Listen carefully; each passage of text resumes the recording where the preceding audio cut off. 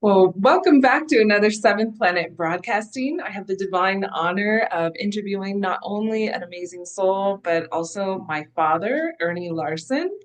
Ernie Larson was born in Ohio. He faced the challenge of being orphaned at the age of 13 when his parents passed away. Determined to forge his own path, he enlisted in the Navy just 2 weeks after graduating high school. His service in the Navy brought him to Washington State, where he met his incredible wife and my lovely mother, Johanna. Together, they've been blessed with two wonderful daughters. He's a proverbial jack of all trades, but master of none, a lifelong seeker of truth, and a staunch supporter of the marginalized, including women, the LGBTQ plus community, and those who feel broken. Ernie's journey led him to become an evangelical pastor serving in the Oregon prison system. However, after being introduced to the Anunnaki and the Sumerian myths, he left the ministry to continue his spiritual quest for the truth of us, which is bigger than any one path. Well, welcome to the show.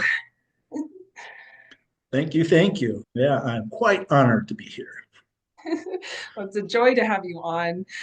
Would you mind giving us a brief history of what your childhood was like, including what it was like losing your parents at such a young age and having to deal with like that emotion and transitioning to living with your brothers, and what was that like?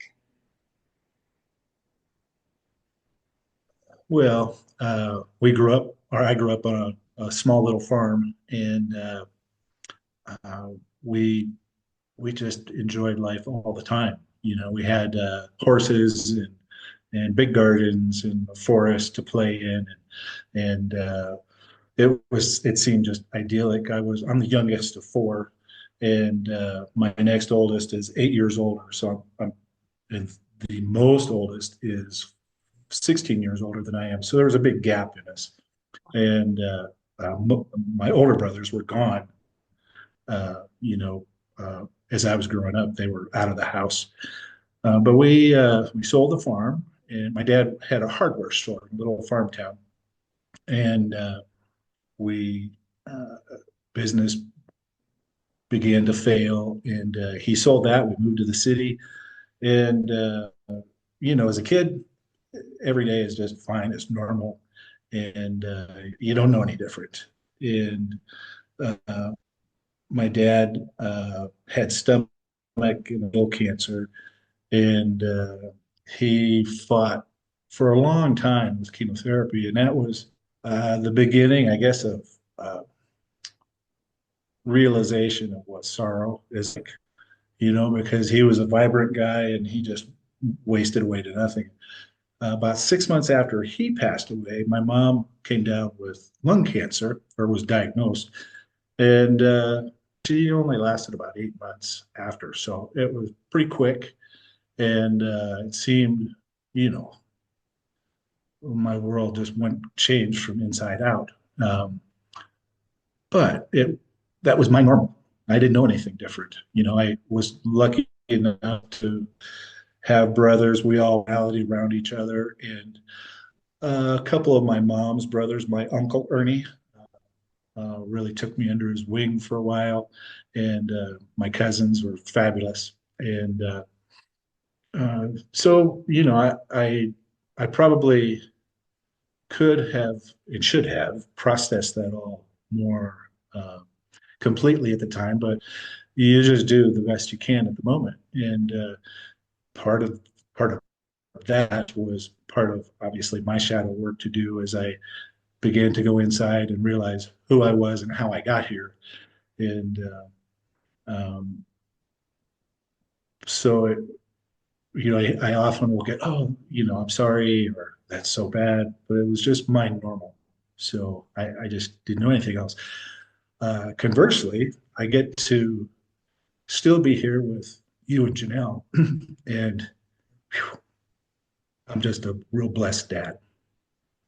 Well, I can't even imagine because we've been blessed with, we have both you and mom, and you guys are just phenomenal. And you've always kind of adopted our friends, and I've always felt like I got the lottery of parents because I just got such good, good loving, such a good loving home, and I can't imagine that loss. But like you said, if that was your normal, and we all have our paths and our soul contracts, and kind of, what we came into this life to incarnate and heal and transition through. And so, a different question: how did your time in the Navy help mold you into who you are today? And are there any lessons or values from those days that you still carry with you? Yeah, absolutely. Yeah, it's I mean, to begin with, discipline is a big thing, obviously, in the service. And I was a pretty free spirit, I am a pretty free spirit. But so I needed a little focusing, and the Navy helped with that and gave me a huge work ethic. I was a 18-year-old kid. I was the baker for my ship, and I worked 7 days a week, 12 or 14 hours a day when we were at sea. And it was uh, just that was the normal routine. There was only one of me because I was on a pretty small ship, and but I got to travel in the Mediterranean and see a lot of the country, saw a lot of ancient sites. Even as a little fellow, the Acropolis just always drew me in Greece. So I got to go see where the gods and goddesses hung out, and it was honestly, when I was there, it was kind of disappointing because it was covered in scaffolding. I mean, they're reclaiming it, but it was also a fulfilling journey, um, and kind of a funny one because everything there is written in Greek. Go figure. And trying to find your way around is difficult, but people are people and are generally good. My way of travel was often to find a souvenir shop and to find a postcard of what it was I wanted to find and just kind of point at it. It's like, how do I get there? And people are awesome, and we found our way. And so that was a real highlight for me. And when we came back from the Mediterranean, that was a 6 month cruise. We got changed from the Sixth Fleet over to the Fifth Fleet, and so we went to San Diego.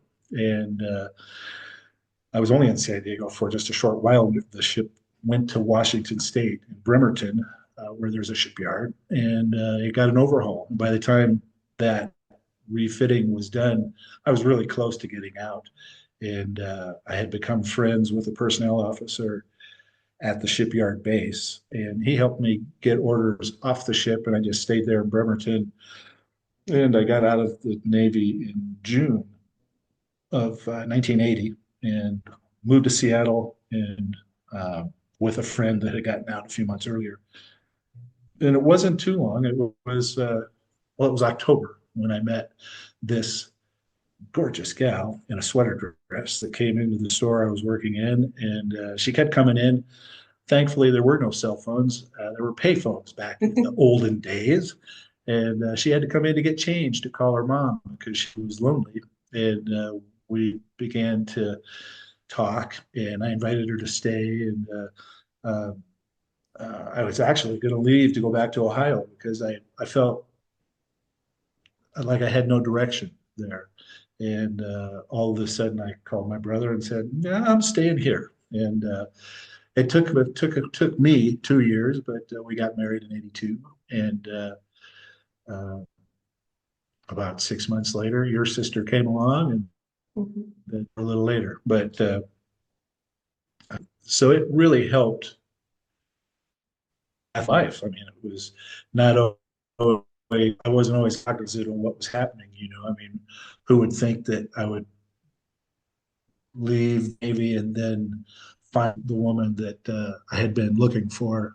Because really, I when I joined or when I enlisted, I fully intended to make it a career. I thought, 20 years you can retire at 38. Holy moly, that'd be awesome. But everybody I met in the Navy, you go for 6 month tours and you're gone. And to be with your wife only half the year, it just wasn't going to work for me. I knew. And all of the fellows that had made it a career had multiple wives. And I really didn't want that. I wanted just to, I grew up with the idea that you fall in love and you stay together through thick and thin. And that was my heart. So that was why I got out. And then I thought, okay, now what? It took a while to find my path. And I jumped from job to job and in a family business that was a distributor. And I stayed there for 20 years and kind of rose through the ranks doing everything from selecting orders to loading trucks to driving trucks to customer service to purchasing. Uh, anyway, so it's funny how life unfolds sometimes. It is, and it's neat how, while we sometimes don't understand how it's unfolding, it can lead you to what you're meant to be led to, and that's kind of a beautiful thing of Yeah, life. exactly. Yeah, yeah. So what belief system were you raised in, and how did you get into ministry and later becoming a pastor? Well, I wasn't really raised in any faith. My mom and dad, um, we were not churchgoers. We never really talked about it. We celebrated all the holidays like everybody does, Easter and Christmas, and was taught the Judeo-Christian story behind it. Um, when we sold the farm, my dad, above his hardware store, there was an apartment. We lived in that for, I don't really know how long, a year and a half maybe. And um, so I was in town. I could just walk. I could walk anywhere. It was a pretty small town, and it was much more free in those days where kids could just wander because everybody looked out for everybody, you know. And there was a congregational church there, and I would just go because I liked the stories and it just felt right. I didn't understand it, but I was just drawn to it. Uh, when he sold his hardware store and we moved to Massillon, Ohio, uh, uh, our there was a period of time I didn't go any place church wise, and they bought their final house out in the country, and my next door neighbor was Lutheran, so I went with him to church, and so I got to hear what the Lutheran doctrine was like, and the neighbor across the street was this wild, crazy guy from West Virginia, John White, that was just a fun fellow, and he put all the kids to work in the neighborhood and worked us hard, but it was good and fed us well. But he was Assembly of God and had obvious Baptist roots too, and so kind of a religiously mutt type upbringing, a little bit of everything, a smattering of all kinds of doctrine. And nothing was transformational for me at that time. It was just a young fellow going and listening. And I, I really don't. Funny being in the service, but I really don't like being told what to do. And in the Lutheran faith, you have to go through confirmation, and I thought, no, I'm not doing that. I can't. I'm not. No, I'm not doing that. Um, so I started to hang out with the neighbor across the street, John White, a little bit more, and his story, and still made no big commitments or anything like that. But after my folks died, I moved in with my brother, my oldest brother, Avery, in Vermilion, Ohio. It's right on Lake Erie, beautiful place. And my sister-in-law was going to an Assembly of God church, and we all had to go. So I went with, and soon, got the understanding of the salvation story, and got involved. And I've always been, for my age, the biggest kid around. So I kind of led the youth group, and because there wasn't really anybody, and they finally did hire a pastor that the assistant pastor took the youth under his wing, and we became really close friends. And I went to Northeastern Bible College where he went just to view it, to tour it, and spent a weekend there, and really felt a certain homeness there, a welcoming, and I really felt then that okay, I'm going to be a pastor. And but inside, looking at pastors, looking at churches, most that I attended were small, a lot of white hair in the pews, and there wasn't a lot of dynamic growth. So I was like, I don't really want to be a pastor of a church like that. I knew that at the time. Um, but honestly, right about that same time, marijuana came into my life, and I started to smoke and explore. And I thought, I don't want to administrate anything. I don't. That's not my heart. So that's how I decided to join the Navy, and toured. And there was quite a while a gap between that until uh, well, you were young. You were probably three, maybe, and we moved into our little house out in Battleground, Washington, and our neighbors were conservative Baptists, and they invited us to church. And I thought, yeah, I'll go, even though they don't really understand the fullness of the gospel. I'll go, And um, one thing led to another. There was a period of time, I don't know for sure how long that was, but when you guys were ready to go to school, we went to this smaller place that had a Christian school, and they were renovating their church. And being somewhat handy from growing up on the farm and seeing that you just fix things yourself if you can, this one guy was trying to do all the work. So we switched churches then. That was the motivation behind it, was to go to help them. And it was a little community church, kind of Baptist based, and we stayed there for a while. And I was got into leadership there, and it was kind of my higher guides, I think, were kind of laughing, saying, "You don't like administration? Here you go." So was on the board and out formed that, and we went through some dynamic changes as far as pastor leaving for various reasons, and we went to a bigger church that was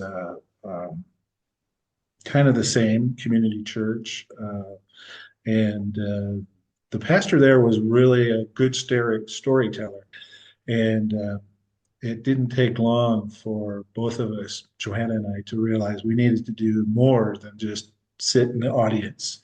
And we were looking at opportunities, looking at schools to go to, and we came across ALMI, the Apostolic Leadership of Ministry Institute, that a fellow, couple people created uh, from a school that they went to in Redding, California. And it was a great experience. After my first year, the leader asked me to help co-teach first year students as I was in the second year, and that kind of started it. And after we finally graduated, I thought, okay, now what do we do? What do we do with this? And there was a couple that had a prison ministry, and at first I thought, no way, I'm not going in prisons.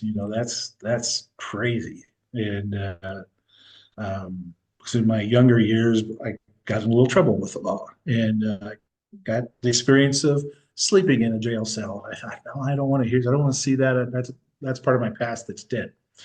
And lo and behold, here I am. We're going to the prisons soon, and I just think our higher guides sometimes just laugh at us. We just give them good reasons to laugh.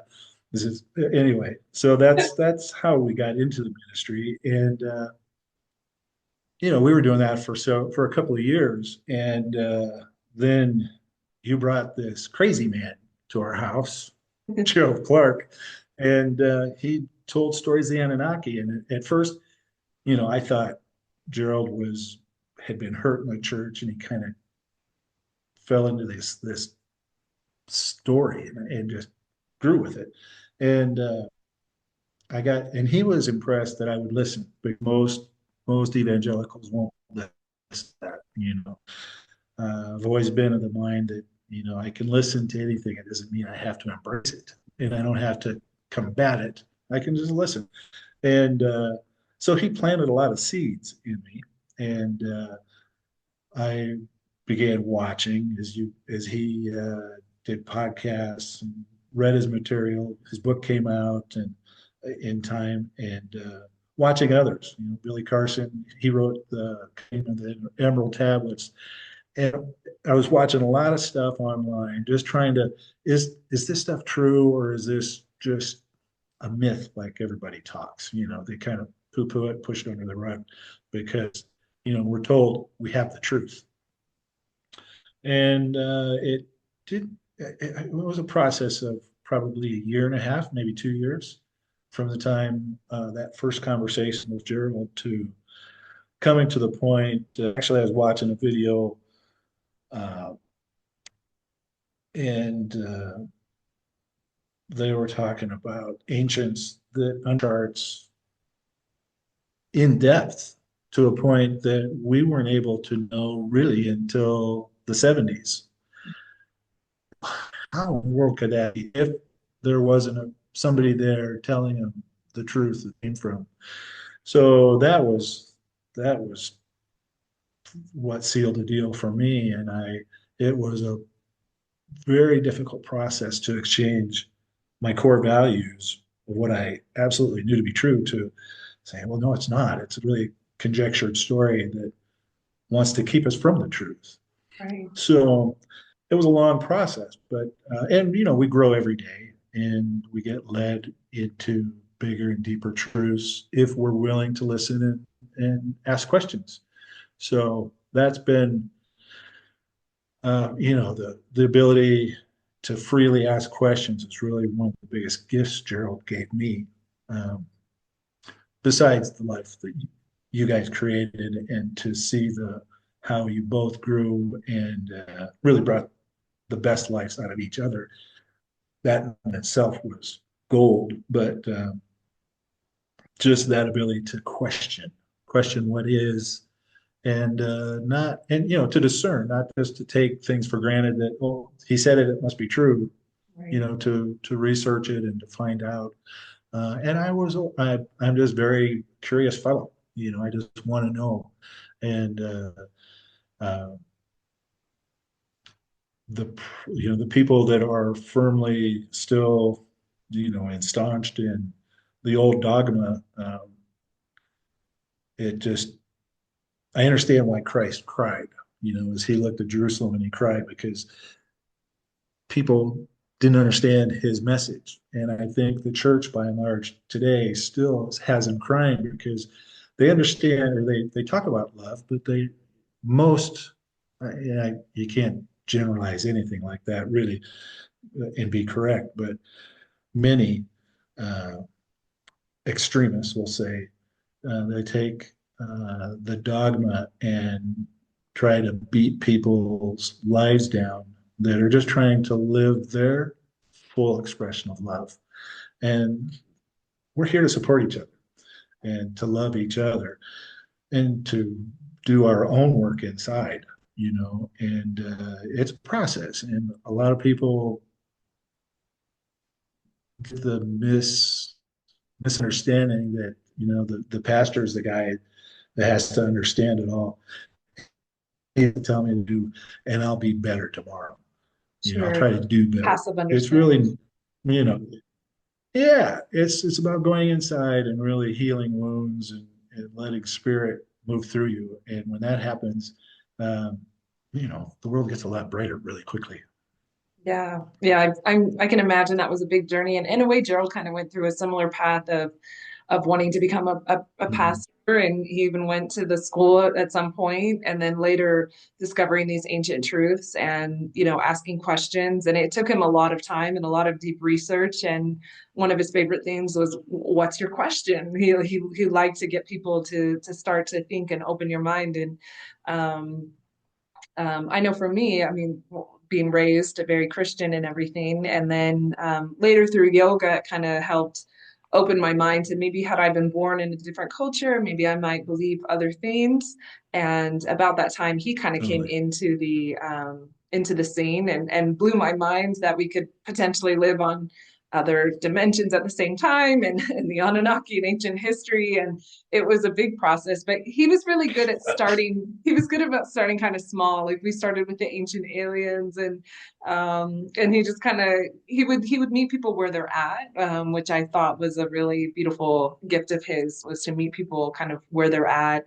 And Yeah, but he also liked to push the envelope at times too, for sure, as you know.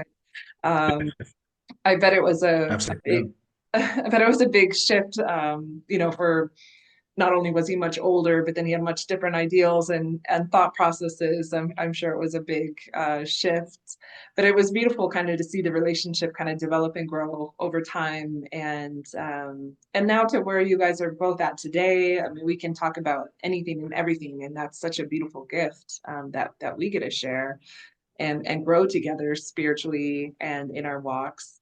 And I know at one point for me, it was hard to digest the information like, oh, who do I pray to? Because I was very used to praying and, and I called to Ani once and he was like, well, you might not want to do that. And it had been kind of Right. confusing. And do you think that there's some kind of a bridge, if you will, that exists between, being raised in the church and being kind of in that mentality, whether it's Christian or whatever religion you were born into, to kind of thinking more openly about maybe more just energy and matter and frequency and ancient history and just having an open mind to question these things? Yeah, absolutely. I was out back sitting with my plants, hanging out with the grass, and writing the other day, and this whole thought of a created veil came to me, and I was writing about it and just processing it. And really, all the religions are part of the created veil. There's core truths in them. Because that's what makes our heart attached to them. But there's a lot of I was I'll use the word disinformation, but selective information in it that forms the dogma of that faith. And it's true in Christianity, it's true in Islam, it's true in Hinduism, and um, and the idea of the created veil, I believe, is that it's just to keep us from the powerful being that we really are. The divine nature that we all have in our hearts is just waiting to explode and waiting to take us to Christ-like life. That's what we're called to do and to live as.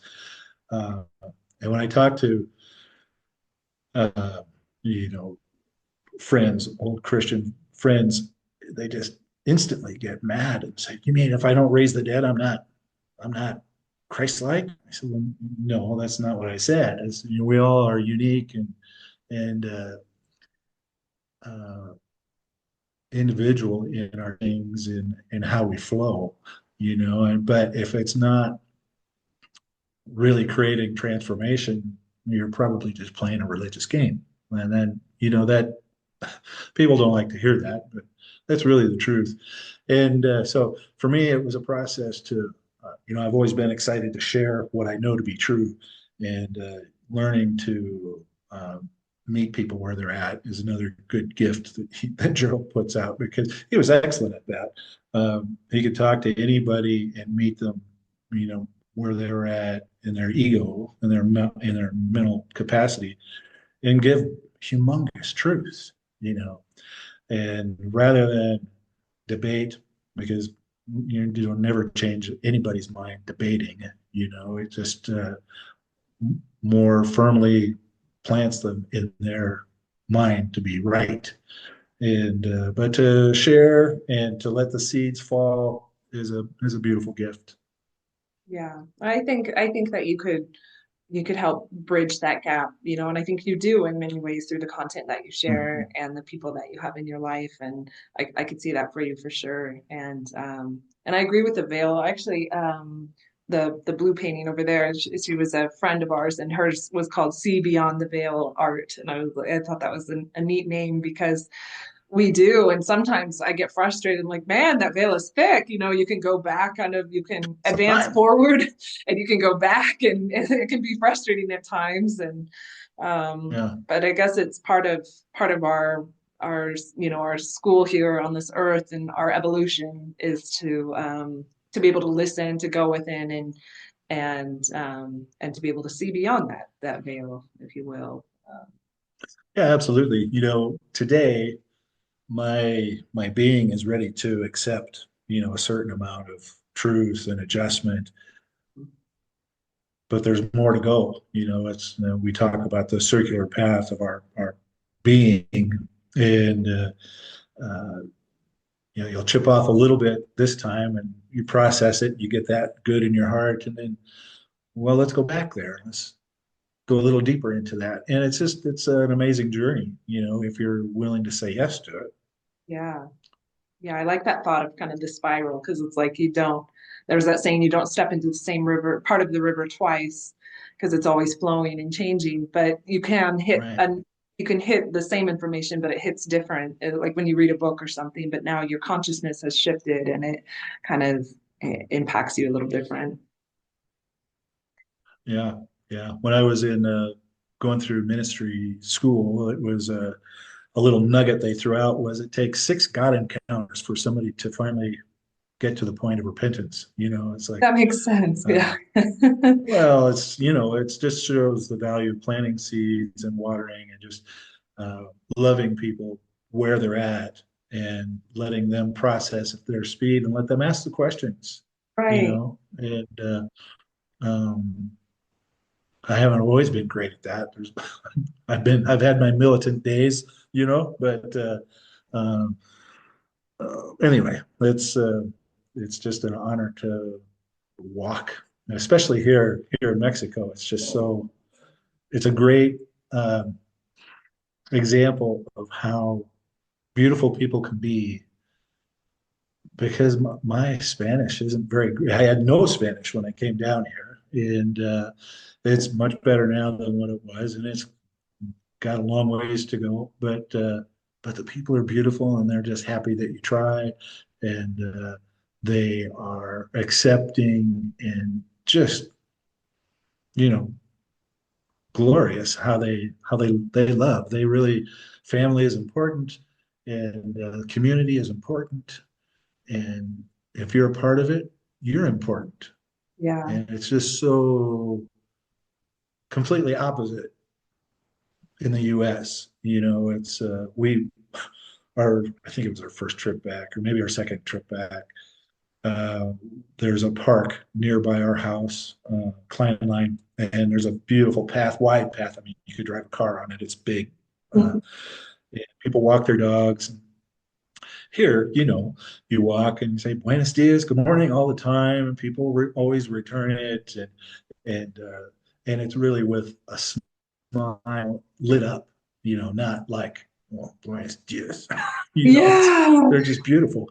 Where when we were walking that path, it was funny uh, because you could see people further up ahead that were seeing what you were doing, and they would go out of their way to avoid you, avoid Yeah. us. They didn't want. I don't want to say good morning. I don't want to smile. It's too early in the day. And I thought that typifies where the U.S. is right now, and they don't even realize it because they're in that energy, and it's just normal for them. Um, but I just, yeah, I love the openness and the connectedness that's here. Me too. Yeah, I've had memorable moments like walking and people, you say muy buenos dias, and they're just really happy to greet you, or hola, just very curious and kind and friendly. And yeah, I love it. Sometimes I count like, oh, I got like, oh, this many today. I'm feeling pretty rich, and the generosity of just love and kindness that you feel here. What was it like kind of moving from the USA to Mexico at first? Was it kind of scary and then not knowing what it would be like, or was the transition pretty smooth for you guys? Well, you were firsthand witness, you know. Yeah. It was my first months were not good here. I understand my Bill of Rights in the U.S. I know what it's like to be a U.S. citizen. I know how to go to the hardware store and get some Velcro or Sure. whatever. Sure. You come here. I came here one, and I had just retired. I worked my whole life, and all of a sudden I'm not working, and that was a transition. You know, uh, 24/7 at home. That was a big shift and different culture that I totally don't understand. And I think going to Puerto Escondido was maybe it's a beautiful place. Maybe not the best place because for me to go for that transition because the amount of tourists and English speakers and the the flavor of the town. It's a beautiful place, and I there's no negativity towards it at all. But a better place for me is where I live now in Tlaxcala, where I know at least one other gringo couple that lives here, but there's not many, and I prefer that. One day, a good friend of ours, Karen, invited us to a party or a I don't even remember if it was going away or birthday or what. It was in Port Escondido, and it was at this place that they all go to, and I was just sitting here, and there were mostly Canadians, but every table is filled full of gringos, white folks, and the servers, obviously, and the staff, they were all Mexican, and I thought this is very, very uncomfortable for me. Just Mm, not. This is not the experience I want. yeah. So I prefer to be immersed in culture now. But it was very hard in the beginning. I was sick. I had Montezuma was raging war on my insides for probably 6 weeks, maybe 2 months. I don't know. But we had planned the transition. We were in Porto, I don't know, for a month, I think. Then we were going to be there for 2 months, but we decided to go to Chiapas, the next state south. And we went to San Cristobal, which is a beautiful city. But I couldn't really appreciate it because I was so sick. Felt so just miserable. Um, Still, it was cold. It was rainy there. And we were supposed to stay a month, and I just said they can keep the rent money. I don't care. I want to go back to Porto. So we left after 2 weeks and went back to Porto. And I remember you were taking us across this field to show us a lookout over the ocean, and it was hot. We were sweating bullets. It is. Humidity was, at the 1,000% mark, and there was a moment I was looking at the ocean, and I took a deep breath, and it was really transformational for me because I could see all my cells open up and say, "This is good," Yeah. and I sucked it in, and I just really vibrated at a different level. I accepted the energy of the place, and you know, I'm curious about ancient history, and it's all around us here. And I mean, just 20 minutes from my house, Monte Albano. I can go up and walk with the ancients there, and it's just a magical place. And so that was the transition point for me, where all of a sudden, okay, yeah, I might be white on the outside, but I'm pretty brown on the inside, and I like that. Uh, And um, so every day is more.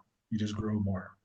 yeah. Yeah. No, it is a transition. And yeah, I mean, Gerald and I, we came and we've spent many years in Mexico and then transitioned through different parts, different states. And And then when he passed, that's when I went to Porto, and then you guys came, and then for me too, it was a lifestyle. It was wonderful. It's where I really blossomed and kind of learned more Spanish and dancing and everything, and immersed myself a little more. But Yeah. it was also very distracting for me. It's a lively place to live, and then later we transitioned to Oaxaca, and Oaxaca has just been it's been really lovely here. And like you said, there's the Mont Alban and many other sites, and you can easily take a flight to see other ancient sites. Right.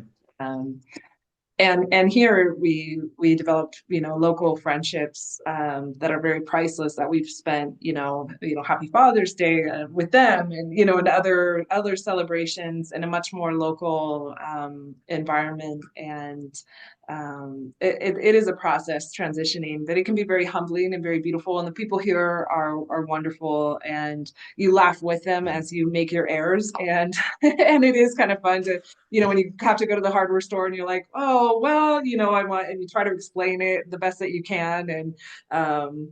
But it's always, like you said, you're getting a little bit more Spanish, a little bit more understanding, a little bit better. And even without everything, the people still just greet you very, very warmly, very kindly. And yeah, it's very nice. And it kind of opens your being kind of just to want to interact and want to immerse in the culture and Yeah. want to be a part of it. And I found the same too when the in 2023 last year I tried going back to the US, and I just couldn't, like, I felt like an empty shell. I was like, I just can't, I've got to go back. I need that, that warmth or that liveliness. It felt very cold. I did the Yeah. same thing where I would try to, hi, good morning to people. And they're like, who is this lady? Weirdo. Yeah. So it is a Yeah. transition, but there's there's pros and cons like any culture anywhere, but in general I would say it's very beautiful, very lovely, and yeah, and it's nice, and we live on different sides of town, so we kind of get a little bit of, we can transition and see different parts of it. And we have wonderful friends. I mean, we have our good friend Noe, and he's just such a giving, beautiful heart. I mean, even when he sometimes is strapped, he'll continuously just give, and just such a generous Yeah. spirit here, I would say. And you're constantly learning lessons from them, I would say, and how to kind of be a better person in many ways. And um, yeah. Yeah. So how Yeah. do you? It's, Oh, well, I was just going to say, when you're invited in to a family, you're family. yeah. It's not like the token gringo kind of thing. That's not it at all. It's, you're fully loved and accepted. And, but you make your mistakes along the way. Yesterday, I had the good fortune of being able to order and have things delivered here, as you know, the little grocery store down the way. I made an order and I thought, oh, I didn't order onions. So I went in, instead of making sure my words were right on the translator, I just went to the edit it really quick because they hadn't picked the message up. And I ordered two Sabeo Blancos. And say, wrote back, Sabeo? I said, oh, after I realized what I wrote, I said, oh, I have plenty of white hairs, but I need white onions. And they laugh with you, so Yeah, it's okay. It's just yeah. okay. I've It's a had beautiful thing. I've had many So moments where like that, where yeah. I would try to order tomatoes and I would kept getting the green tomatoes instead, like kilos of them. I was like, no, that's definitely not what I wanted, but I'll make I'll make a salsa verde. Or you have many moments, but it's humbling, and it's you just laugh with them, and it's like, oh, whatever, or It's yeah. I just had one Yeah. the other day, and yeah, you constantly get little moments like that. Yeah. Yeah. Well, it's a good practice in learning to laugh with yourself. Totally. Yeah. So do you have any practices like on how you're very good at looking kind of at like the whole picture? Gerald was good at that too, like not just shutting down, but looking kind of at, from political to spiritual. encompassing like the whole picture. And within that, do you have any daily practices to kind of help keep you grounded throughout, absorbing the different information from different places? Well, grounding for me is huge. And, I mentioned my plants and grass. When we had this bungalow in the back, it was all gravel. And it was the first thing I asked. We get the gravel out and plant grass. I said, I'll pay for the grass. It's okay.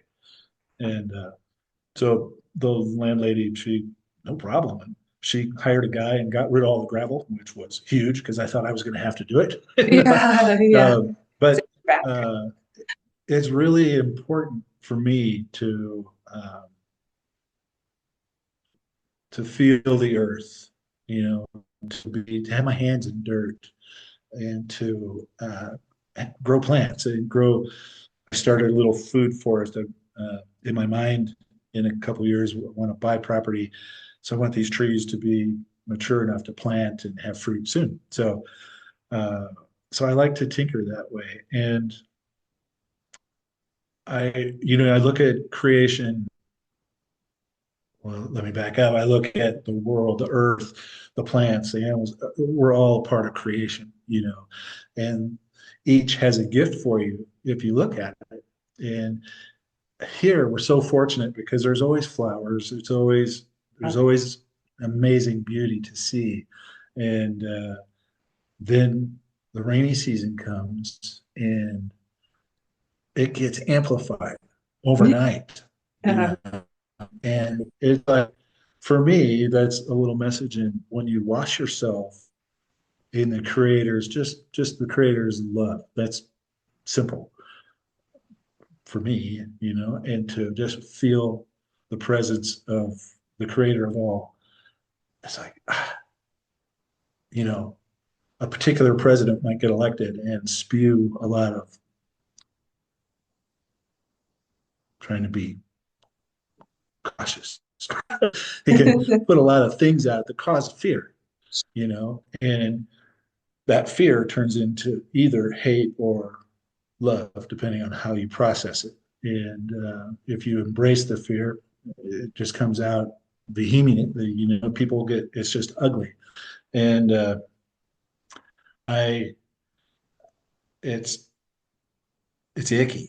It's just icky. So there are a lot of I I believe in asking for help. Always from the spiritual side, whether it be ancestors, spirit guides, I just beings of light, come on. I need you here. And I just try to wash myself. I stand in the sunshine and I collect the heat and the love from it. And it just, when you appropriately give honor to creation, Mm. it blesses you. You Yeah. know, most people, they have shoes on all the time, those rubber soles, and they never touch the ground, Right. or rarely. And to stay, and they just stay disjointed from that. And that's the biggest gift.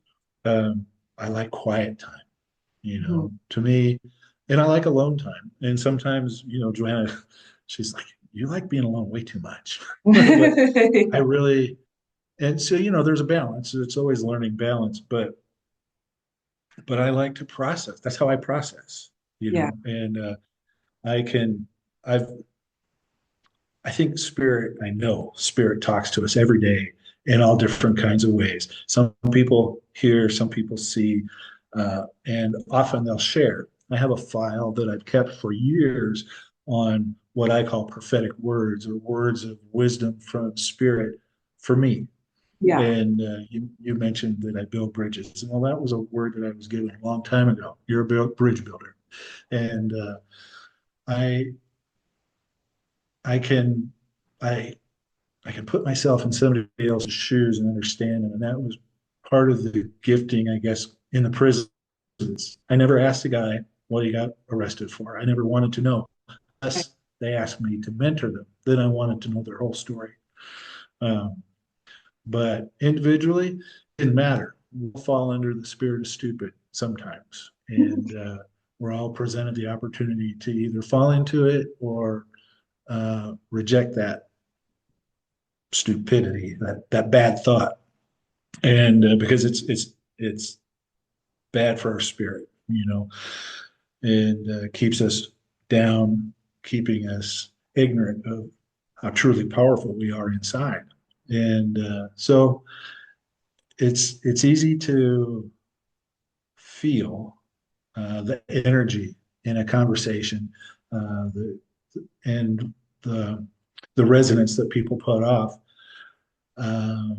I've been gifted with feeling that, and so I know about how much I can share or how much I cannot, and I do it. I try to do it carefully. I don't always, obviously, I'm successful at that and go too far, but um, yeah, it's time alone, staying grounded, uh, asking for help is huge, from the spirit guides, and knowing that the divine is within me, in my heart, completely. It's not something that it's only something that I have to realize. It's not something that I have to work at, Yeah.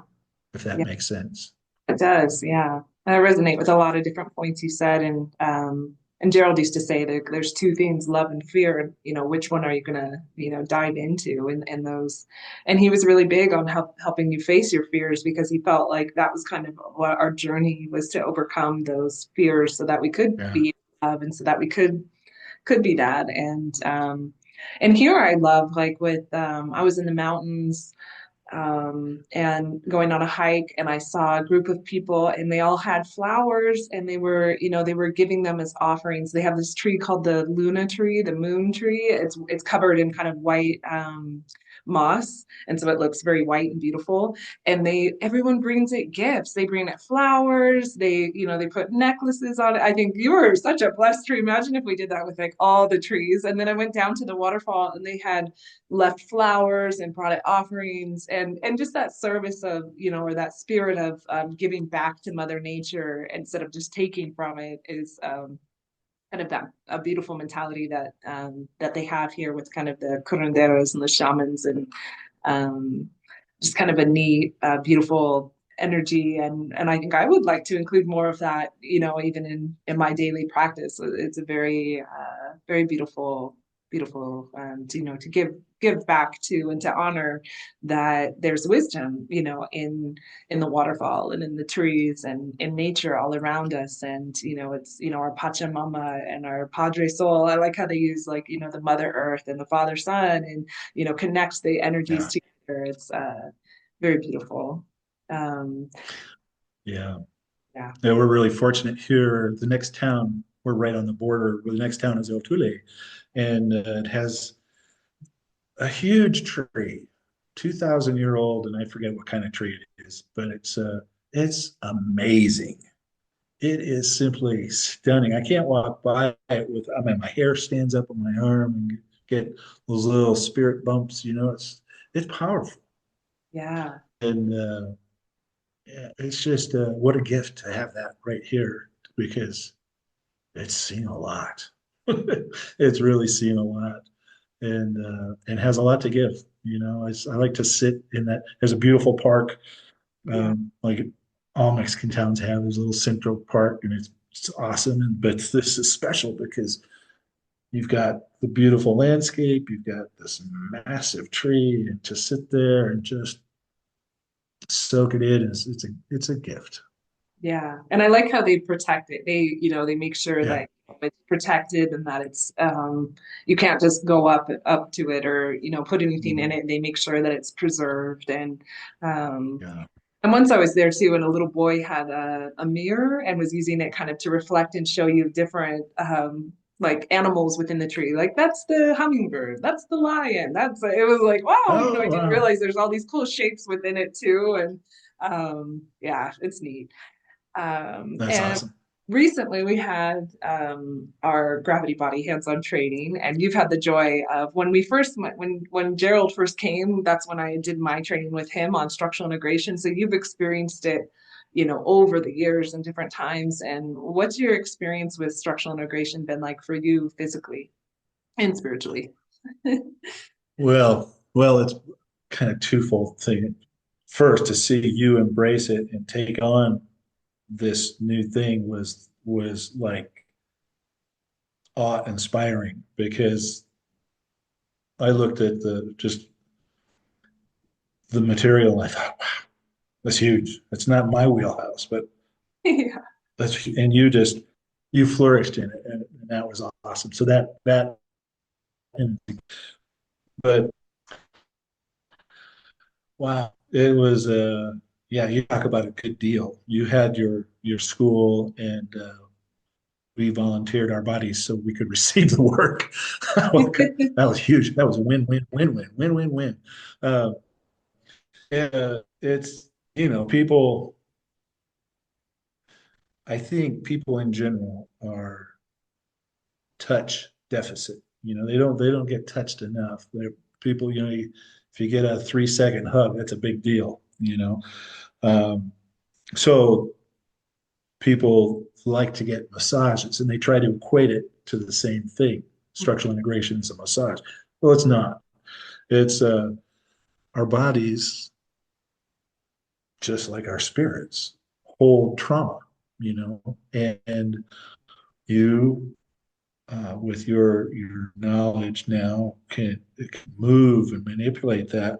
Where, you know, in my words, you get this just cranks up and it drives you crazy, and you can't think of anything else because that just hurts and talking to you all the time.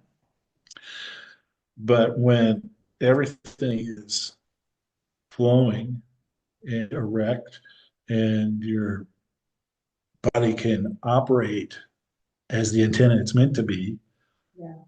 it's amazing. It's really difficult to put into words that from the beginning of a 10 series to the end of the 10 series, you see yourself physically stand up straighter and you see yourself, oh, I'm 6'2" again. That's a good thing. That's you regain your heights because you're hunched over. But the physical transformation, sometimes releasing that is it's a process. Doesn't happen all at once, and things move and shift and physically, but it's all to fine tune this antenna. I mean, the whole everything, space, this, it's all energy and energy frequencies. In my limited knowledge, those words are interchangeable for me. Uh, Scientists would probably disagree, but um, if you are all bound up, you can't you can't receive and you can't send a clear signal. Um, you're not old enough to know about AM radios in cars, but you try to get the station just right, dialing it in and get it so it wasn't staticky. And it was great until you got out of range, and then all of a sudden it didn't work anymore. You had to fine tune it some more, and that in essence is what SI does. Is it fine tunes you so that you can flow much better with that message that you're receiving from spirit and your spirit wants to send out. So it's a huge gift, and anybody that has the opportunity uh, should take it. Anybody that doesn't have the opportunity should make changes so they can have the opportunity, because it's really something that's I've said for years everybody should go through a 12-step program because it teaches you to ask questions and heal things. Um, SI is even equally important uh, to fine tune this antenna so that you can operate at your highest best good. Yeah. Yeah. Yeah. Align our meat modems, as Gerald would say, for Yeah, yeah, our yeah. bodies. Well, you have just such a loving heart, and I love the way that you love others, and you have a very beautiful spirit. And I think you definitely animate the divine masculine attributes, the healthy ones. And it's just an honor to know you and to be your daughter and walk this path with you. And I just want to thank you for coming on. And it's been a pleasure interacting with you today and in a different way. And maybe me not always interrupting and adding, oh, did you hear about this and that and the other thing? And so it was nice to communicate with you and and just share this time and space. And I just love you so much. And thanks for coming on. Well, thanks for asking, and you to be claimed on air as your father. That's well, very cool. Uh, yeah, you're a beautiful, beautiful spirit, and again, just an honor to be with you here, and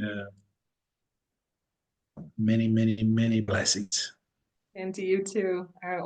Well, thank you also to everyone who tuned in and listened and stayed with us this long. And please like, comment, subscribe for more. And we'll be back with another episode. Bye.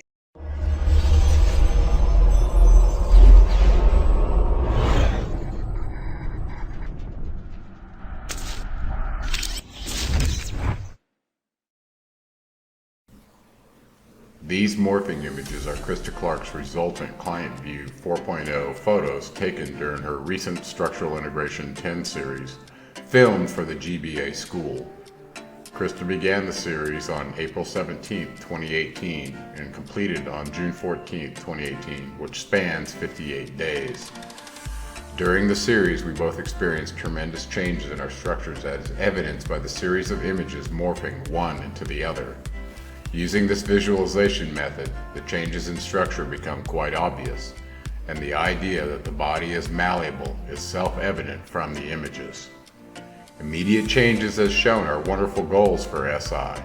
The long-term changes will continue daily is what distinguishes SI from all other forms of fascial work.